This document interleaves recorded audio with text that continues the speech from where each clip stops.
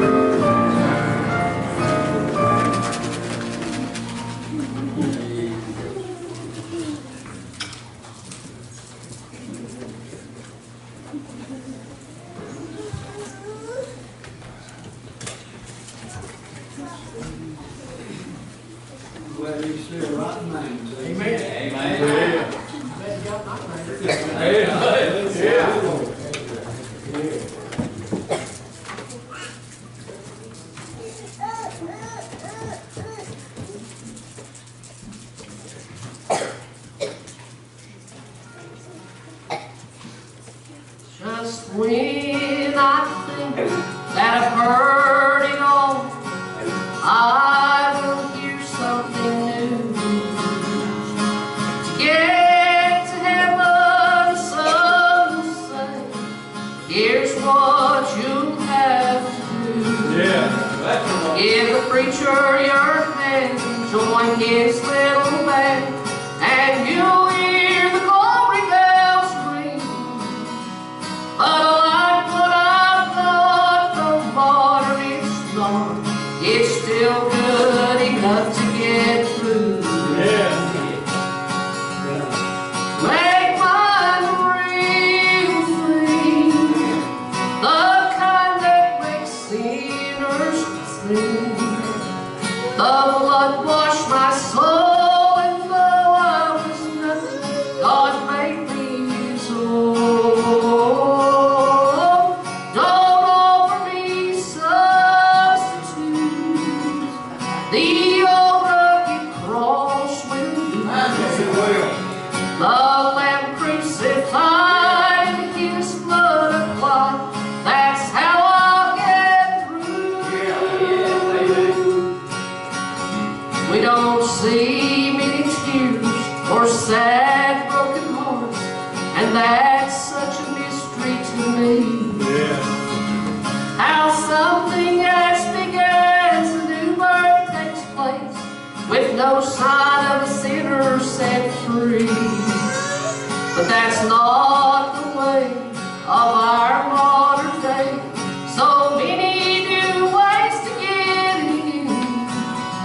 Just give me a love all covered with blood, then let me shout victory. Make mine the real thing, the kind that makes sinners sing. The blood washed my soul, and though I was nothing, God made me His own. Don't offer me substitute. The old rugged cross will do. Lamb crucified and His blood applied.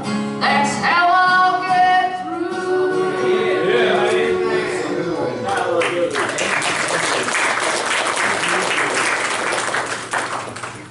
Thank God, I'm glad He did love me. Amen. When I ain't done love, I'm glad He loved me. Thank God.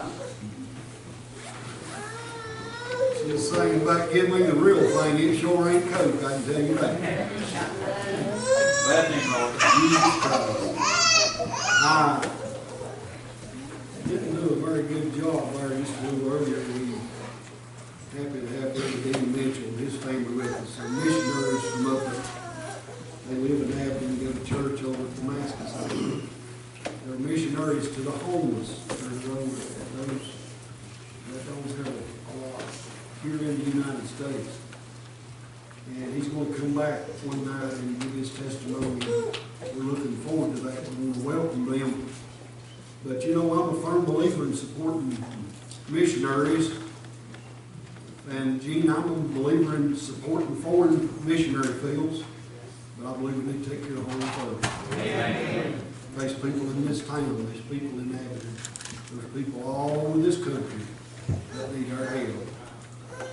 Next Thursday is Thanksgiving, and I'm going to preach on don't be a turkey. But I changed my mind. I was going to preach on something else, and as the choir was singing, God changed my mind.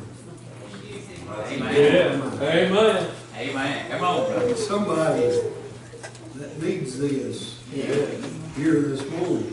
Bring it on, brother. Let me say this about Thanksgiving, because I might not get to mention it again. As you sit down around your table, and you start to partake of the meal. First of all, don't forget where it comes from. Amen. Yeah. But don't forget to invite that unseen guest to your table. Yeah. I'm going to tell you something. If the church house is the only place you ever see him and feel him and talk to him, you ain't got much. Amen. But invite him into your house. Yeah. Sit down at your table to sup and dine with you. You might get surprised sometime. He walked up to a tree one day and got that old tree, I believe. I'm going to read you a minute. He got that tree and he shook it and he said, Lazarus, he said, come down, for this day shall I abide at your house. Yeah. That's right. Let him abide in your house. Amen. Stephen, Bless you, Lord. turn with me, if you would, to the 26th chapter of the book of Acts. I don't know why God brought it to my mind again, but I was going to read out of Colossians. And God put this on my mind when they was singing, and just like something said, you better. So I'm going to. 26th chapter, the book of Acts, and starting down about the 27th verse. Let's back up and start about the 24th and stand with us if you would out of reverence to God's holy word. Let's start at the 24th verse. We can stand for just a minute. He thus spake for himself. Festus said with a loud voice, Paul, thou art beside thyself. Much learning doth make thee mad. He said, I'm not mad, most noble Festus, but speak forth the words of truth and soberness. For the king knoweth of these things, before whom also I speak freely. For I am persuaded that none of these things are hidden from him. For this thing was not done in a corner. King Agrippa, believest thou the prophets? I know that thou believest. Then Agrippa said unto Paul, almost thou persuadest me to be a Christian. Paul said, I would to God that not only thou, but also all that hear me this day were both almost and altogether such as I am, except these bonds. When he had thus spoken, the king rose up, and the governor Bernice, and they that sat with him, and they were gone aside. They talked between themselves, saying, this man hath done nothing worthy of death or bonds. Then said Agrippa unto Festus, this man might have been set at liberty if he had not appealed unto Caesar. That's all we'll read. You can be seated if you like. Going from records, and as important as these three men were, I've got cause to believe that if they'd ever gotten saved after this, Tim, I believe it would have been recorded somewhere. It's not my place to say who's saved and who's lost, but my message to you today would be this. Three men that went to hell. Three men that went to hell. Let me give you just a little background of where I'm reading here. Apostle Paul, once known as Saul, was out preaching, and he'd preach it straight. I've often wondered if Paul or old Stephen or St. Peter or some of them old boys, and we've got one of the best churches in the country, let me say that. But if they come through today, Pat, I wonder what they'd preach. I wonder how we could stand it. Well, I'm telling you, I remember the days when the gospel was preached hot. And it would burn when it went out. Amen. And old Apostle Paul was just that way. He went into one town, the Bible said, such as Paul the way he was. He went straight to the tabernacle. And he started disputing what was right and what was wrong. And that's exactly what he'd done, and he was caught up and put in jail for the cause of Christ. If you're here today and you're saved, first of all, I'd like to ask you this. Could we find enough evidence against you to put you in jail? Have we lived strong enough for the Lord that they would put you in jail for what you've done? But you'll find Paul was caught up in jail, and the first one he was brought before was a man named Felix. You can go back to the 24th chapter, I think, the 41st verse. He was brought before Felix, and if you want to do a little bit of studying, you'll find that Felix, this was about 30 years after that Christ was crucified, and you'll find that Christ stood before Pilate, and Felix was in the same room, the Bible says, or he was in the same job that Pontius Pilate had when he stood before Christ. And you think about it, and Paul stood there, and as was his custom, he didn't care who it was, he told the story. Have you got a story today to tell? He said, "Oh, King," he said, "I was on my way. I had paper down in my pocket." He said, "I was going down." He said, "I was going to arrest all the Christians, and I don't have time to get in all of that." But he said, "King," he said, "there was a light that shone around me. There was a voice that spoke unto me." Can you remember the light? Can you remember the voice? Like they sung, "I never shall forget the day when the blessed Savior spoke my name." Have you ever heard his name? Can you remember that day? You say, "Preacher, I think I can." That ain't good enough. You say, "Preacher, I thought I did." That ain't good enough. Boy, has he placed his blood on your soul? Amen. Amen. Bless you, Lord. He said about noonday. He said there was a light. You look out now, you look up at the sun, it just about blinds you as bright as it is out there today. But let me tell you something, there's going to be a light one day that's so bright that the sun is going to be black as sackcloth. There's going to be a light that's so bright that the brightness of the coming of the Son of Man is going to destroy even the wicked. Preacher, who's the wicked? It's those that are lost. Amen. Amen. Yeah. Bless him, Lord. It won't preach like this. We didn't preach on Thanksgiving. Bless him, Lord. Paul preached it hot. He preached it straight. You'll find old Felix, it touched him. Paul's preaching struck a note with Felix. You can back up and you can read it if you want to. And because it did, he kept Paul in jail.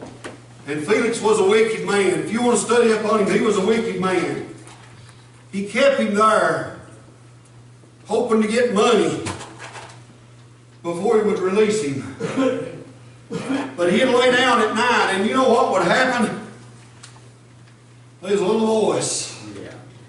I believe Gene would just keep speaking to him. So you know what he'd do? He'd get up the next day. He'd call for old Paul. He'd say, "Tell me a little more. How many people, folks, have we known in our lifetime?" You think about it. That they're interested and they want to hear. Lord, I've got people, Gerald, that every time I see them, they want to know something about the grace of God. Right. I've got an old boy I'm praying for now. Me and Kathy will see him. 2 weeks ago he come and he sat down beside of us, arrested, and sat there and cried like a baby. Yeah. You know what he was waiting on? Felix said, Paul said, "Go thy way." Trembling. I believe he was crying. He knew he didn't have what it took, and he knew there was something real about what Paul was saying. But he said, Paul said, "Go thy way. I'll call for thee at a convenient time." Amen. Let me ask you today, when is a convenient time to get saved? Amen. You think about that. If you're here today and you ain't saved, just when's it going to be? When is a convenient time? Yeah. Bless him. I'm going to tell you when it is. I'm going to give you scripture. Yeah. The Bible said today is the day of salvation. Amen. Right now is the acceptable time. Amen. Bless him. Well, I'm going to tell you something. You all think what you want to. We'll have people live their life in sin, and they'll be in a car wreck and get killed, or have a heart attack and get killed, or whatever, and we'll say, well, maybe they called on the Lord when their last breath. Yeah. Now, maybe. But I'm going to point something out to you.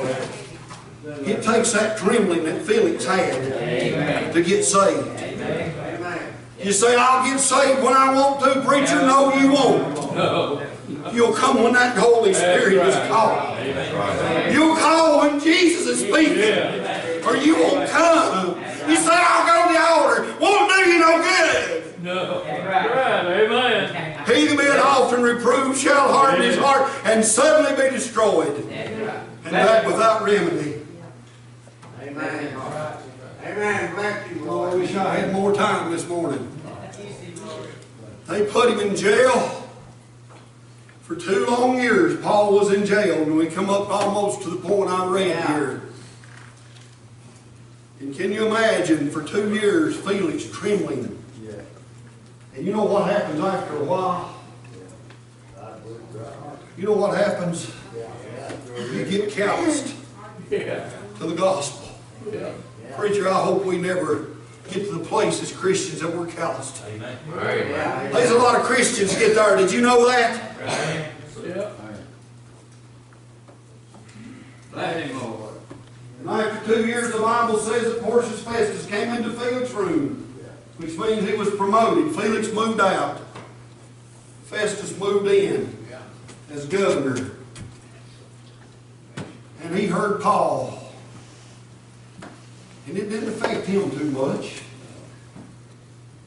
But here came the next step up, if you would have it. King Agrippa. And came to town one day. And Festus said, there's a man placed in bonds whom I would have set free. But he appealed unto Caesar and said, I would have thee, O king, hear him this day. And Agrippa said, tomorrow about this time I'll hear him. So the next day here came Festus, and here came Agrippa and Bernice, and boy, if I had time to get into that couple. And they sat down with all their pomp and with all their circumstance, and they called old Paul just an old country boy. And you know what he told Festus and what he told King Agrippa? He told him the gospel. Amen. Just exactly like he told Felix. And I'm here today to tell you, you can think what you want to. Well, when the gospel's preached in a demonstration of the power and the Spirit and the unity and the love of the Spirit, it'll take an effect somewhere. Amen. Do you know what the gospel will do? Boy, this is going somewhere. I don't know where, Wayne, but I can feel the unction this morning. When Mike Frazier heard the gospel, you know what it done? It brought him closer. There's something else that can happen. When you hear the gospel, it can drive you further away.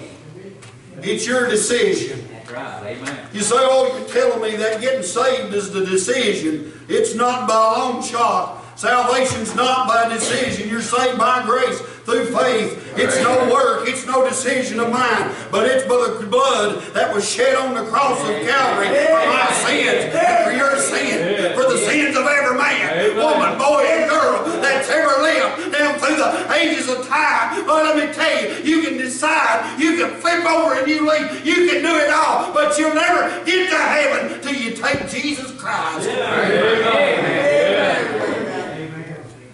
I'm preaching this way this morning. Let him, Lord. We're done told you about Festus and Felix Bring it out. for 2 long years, and he become calloused. No record of that man ever getting saved. Here come along the next one, old Felix. He heard the gospel, and the second time he heard it, when he was sitting there with King Agrippa, he jumped up and he said, Paul, thou art mad. Thou art beside thyself. Much learning doth make thee mad. Do you know who was mad? It wasn't Paul. He got mad. He got burnt. Well, we was talking in Sunday school this morning. You read Paul's message, he didn't condemn anybody. Boy, more like it ain't my place to condemn you. No. If I could, I've got too much I could be condemned for. I would want to condemn not the first person. But you know what? If that sweet, gentle spirit comes down and convicts, you got to bear it on your own.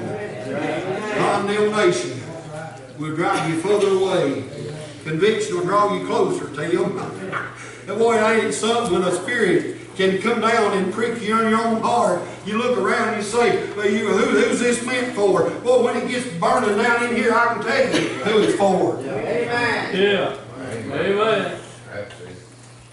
He jumped up and said, Paul, thou art mad. Much learning hath made thee mad. I'm not mad, old noble Festus.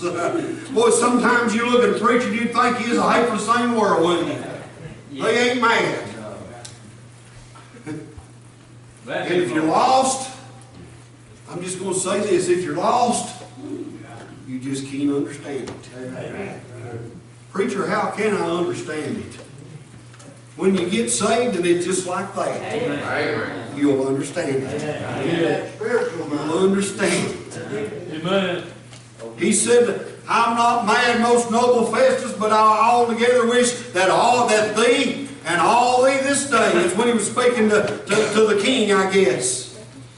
He said, I wish that not only thee, but all thee that hear me this day were exactly like I am, except for these bonds. You know what he's saying? He said, King or Governor, he said, I'd like to see everybody get saved. Boy, church, would you like to see somebody get saved this week? Have we prayed for it this week?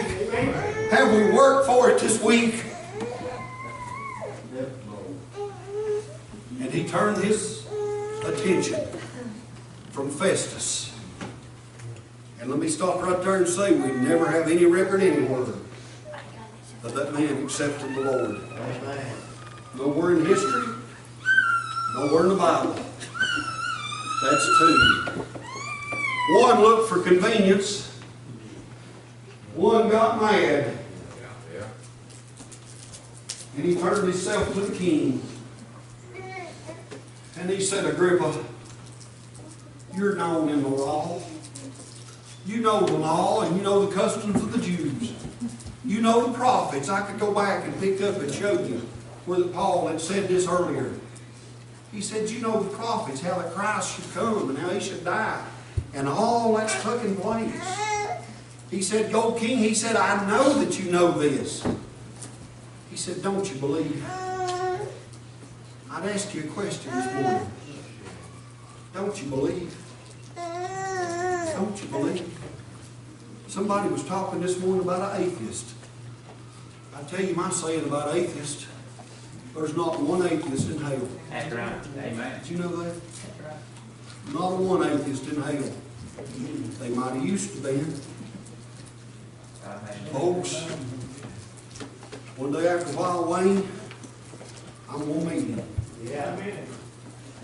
You know what I'm going to do? I'm going to bow. Amen. Yeah. And I'm going to confess. Yeah. My knee will bow and my tongue confess that He is Lord of Lords. Amen. And He's King of Kings. Amen, brother. Say, preacher, I ain't saved. I've got news for you. You're going to bow too. Yeah. The Bible didn't say that every preacher's knee would bow or that every Christian's knee would bow, but it said every knee shall bow. And every tongue shall confess that He's Lord of Lords and King of Kings, to the glory of the Father, to God be all the glory. Boy, I'm going to bow. You know what's going to happen next? He's going to look and He's going to say, well done. Thou good and faithful servant. I ain't been much, but I've been faithful over just a few things. And you know what? When I hear that, well done, I don't know if I'll hear the rest of it or not. I'm going to take myself a run for you. Amen. Glad you, man. Can you imagine? Bow down. Amen.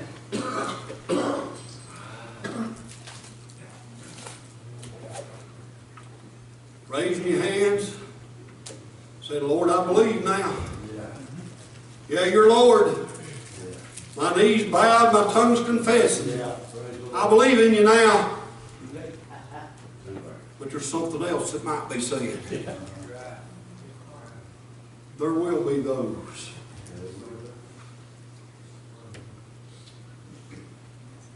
Oh, my. Apart from me. Yeah, that will be sad. I had a man that thought he claimed to be an atheist until we talked to him for a while, and he said, well, maybe I'm an agnostic. And the time I got done, he didn't know what he was. He told me this. He said, Tim, I don't think a God of love would send anybody to hell. If there be a God, he said, I don't think that a God of love would send anybody to hell. And I said, Matt, you're right. You're 100% right. Yeah. And his face lit up, and I said, brother, you're sinning yourself. He made the way. Amen. He made it so simple that the Bible said, though a fool, though he were a wayfaring man, should not err therein. We don't need wise preachers today. We need preachers with backbones. It's all right there in the book. It's not a hard way. It's not complicated. We need people with backbones. Agrippa looked at him. He said, King, I know you believe. How many people have I worked with, Gerald, that I know they believe? If you're sitting here this morning, you wouldn't be here if you didn't believe. You made the first step. Do you realize that? Amen. He said, King, I know you believe. The king looked at him. And for the third time, with these three men, it was decision time once again. He said, Paul, almost. After hearing the gospel,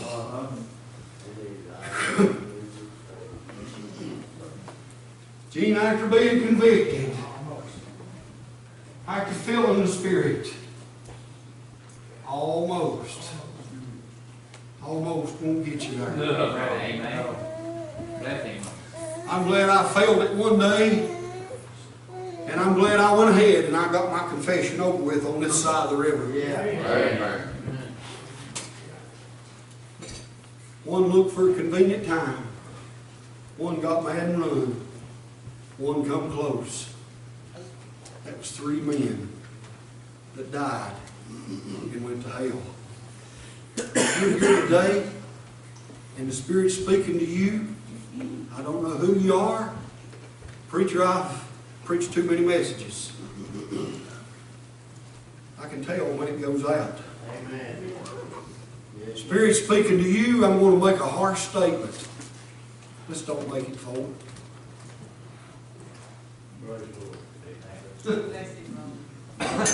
Bless your heart. Thank you, Lord. Let's don't make it forward. Bless you. Somebody here today needs the Lord. Maybe a lot more than one. I don't know. Somebody here needs the Lord. Come on, girls, if you would. Play us song. Let's all stand this morning. I want to preach on Thanksgiving. God gave me the Lord celebrating you. A lot of things this old country boy preacher don't know, but I want to tell you something. I know the Spirit of God. And I know the voice of the Spirit. Go ahead, Raymond. Hold very explicitly. This was a scripture to read this morning. This was a message to preach. You're here today, you're not here by chance. God brought you this way for a reason. I'll ask every hand to be bowed just for a moment. God spoke to you today and you know you're lost. Take the next step. Raise that hand, put it right back down so I can pray for you. I want to pray for you this morning if you're here today and you're lost. Whether you come or not, would you raise that hand up and slip it right back down? I won't come back to you. I promise you I won't come back to you. I won't embarrass you. If you're here and you're lost, just raise that hand. Put it back down this morning. That's being honest with yourself and God. Do you know to be saved, you got to be lost? That's admitting I'm lost. Would you do that this morning? Just slip that hand up. Put it right back down. Would there be more that would do that this morning? Would there be more that say, preacher, I know I'm lost. Preacher, I need to get saved, whether I come or not. If you're here today and you're out of fellowship with God, I'm going to ask you to do the same thing. Preacher, I know I'm saved, but I'm not living where I should. I need to get closer. Would there be one raise that hand, put it right back down this morning? Would there be one there? God bless that hand. Are there others? Are there other hands? Would there be more? Church, pray for just a minute. God bless that hand. Would there be others? Those that raised their hands, whether you did or not, I'm going to ask you to do something right now. Be bold. Be strong. Step out right now in the Spirit of God. Come down to this altar right now. Don't put it off. Today is the day of salvation. Now is the accepted time. We used to sing an old song, I wandered far away from God, but now I'm coming home. You want to come home today, Christian? Step out right now. Come to this altar. Let's pray with you. Do it right now. Do it for God. Do it for yourself. Say, should I do it for mommy or daddy? No, you do it for yourself today. If you're lost, you come to this altar. Come right now. The Lord will meet you here. I'll meet you here. There will be others that will meet you on this altar this morning. Would there be one step out? You going to put it off? You going to wait for a convenient time? You going to get mad at the preacher? Or are you going to just almost come? You're going to raise that foot up and start to make that first step. Then put it back down. That's not good enough. Are you going to think about it for a little while? That's exactly what happened to Felix and Festus and Agrippa. If you want to read your Bible, you know what causes you to do that? The devil's fighting you today. The devil don't want you to get saved. The devil don't want you to get closer to God if you're already saved. He'll fight you today. Would there be one? I'm not going to give a long altar call. Would you step out right now? Come to this altar. God bless these two dear men of God. I know they're here to pray. They're praying for you. I know what they're praying for. Oh, we need somebody to step out this morning. Would you come? While we wait, would you come? Don't put it off. If I beg you'd come, I beg you. If I could, I wouldn't force you. If I could force you up here, the devil could snap it away from you. I wouldn't scare you into it. The devil would scare it out of you. But I want you to come on your own today. I want you to make that step. I want you to step out for Jesus. Would you come right now? Would you come? Come right now. Step out. Be bold in the Lord. Do what the Spirit's telling you to do right now. You know the Spirit's speaking to that heart. You know it is.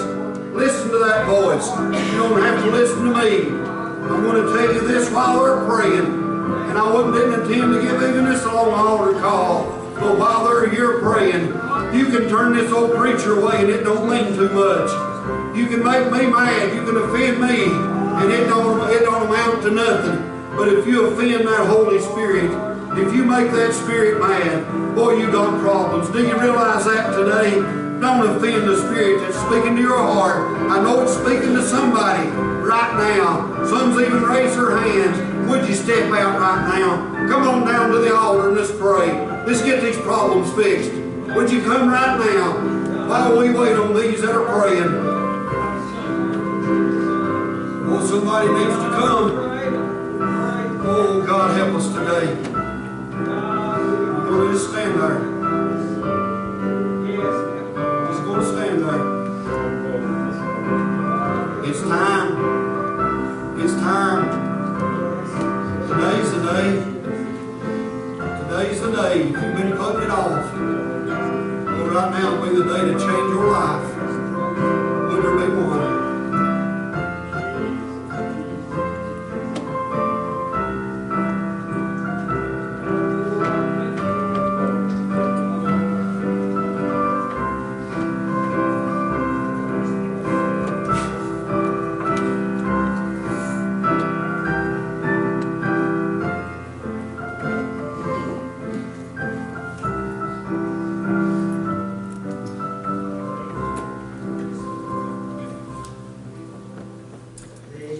for being here today. Thank the Lord for the good spirit. I'm gonna tell you something. Before we leave, I want to thank these two here men right here. When we see more Christians on the altar praying for the lost, we'll see more lost from the altar. If we don't need to come and pray for ourselves, it does me good to see the men and women of God come down to this altar and pray for our lost people. We appreciate you today. We love you. If you're here and you should have come and you didn't, you got my phone numbers, all I can tell you. You go home and it's still bothering you, you seek out this old Christian preacher. Either that or you find you somebody that knows the Word of God. Get them to lead you in the right way. We love you today. God loves you more. As all hearts clear before we come to separation. Brother Mitchell, would you dismiss us in the word of prayer? Father, as we come to today, Lord, we just want to thank you for the great opportunity and privilege to come to the house today, Lord.